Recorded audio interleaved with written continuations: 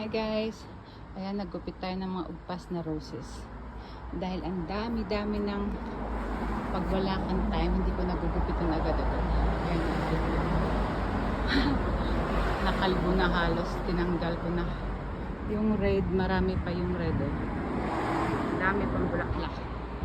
Tapos ito guys, ang pinaka favorite kong roses. Ayan, dami nila hanggang doon na. Ayan. Nagtanggal ako. Ito guys, ang pinakamamahal kong rose. Malalaki at makakapal. Ayan. Ayan siya. Ayan. Tangkad niyan guys.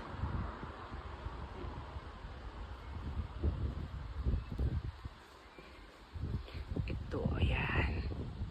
Grabe, ang ganda niya Tapos yan, pag white.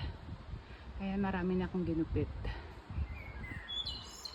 Parang malinis naman konti yung harapan ng aming bahay. Guys.